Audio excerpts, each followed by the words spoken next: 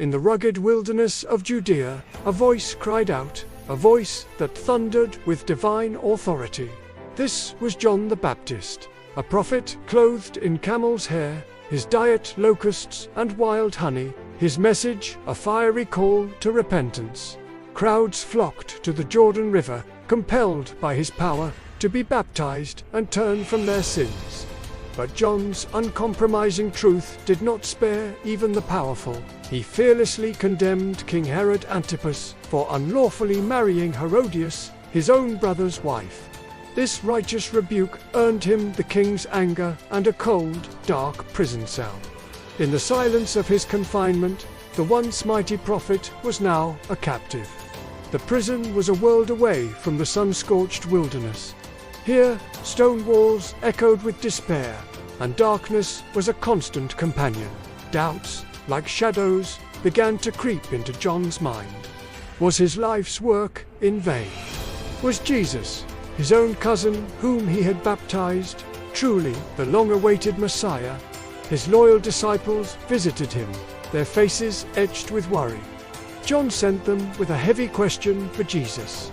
Are you the one who is to come, or should we expect someone else? Jesus' answer, a report of miracles and good news, was a comfort, but it didn't change John's reality.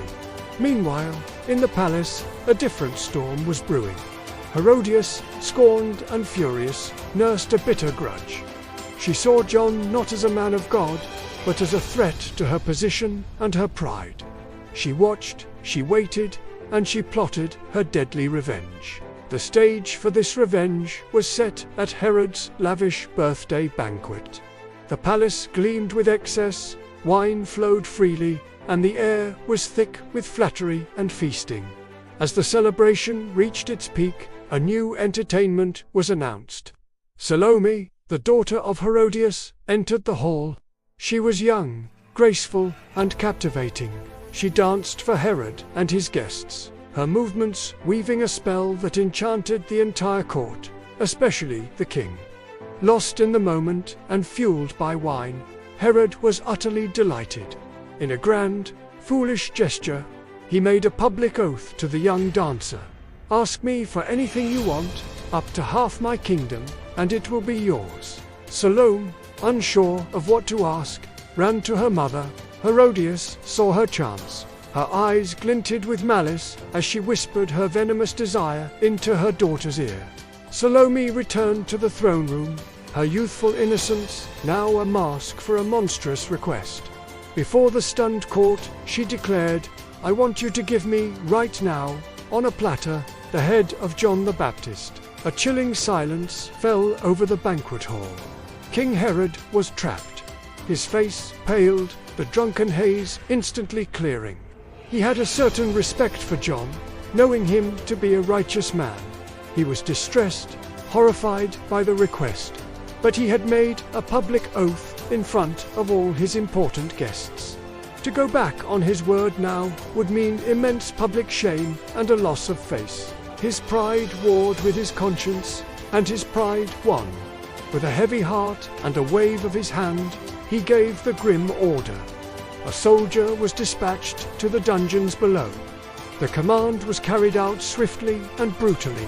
Soon after, the soldier returned to the banquet hall, not with a celebratory dish, but with a platter bearing the severed head of the prophet. The gruesome prize was presented to Salome. She took it without flinching and delivered it to her mother Herodias, who finally had her cruel victory. The terrible news soon reached John's followers. Their hearts broke for their martyred leader. They went to the prison, and with great sorrow they retrieved what remained of his body. They gave him a proper burial, honoring the man who had so bravely prepared the way for the Lord. John's death was a brutal, tragic end to a powerful ministry. To the world, it looked like a victory for evil, a silencing of the truth. But history tells a different story. His sacrifice was not a defeat, but a crucial part of a divine narrative. His voice was silenced so that another, greater voice could be heard more clearly. John the Baptist's unwavering faith, even unto death, became a timeless testament to conviction, a solemn prelude that paved the way for the ministry of Jesus Christ. His grim fate was a profound and necessary step in the greatest story ever told. Thank you for watching. If this story moved you, please like, share, and subscribe for more content.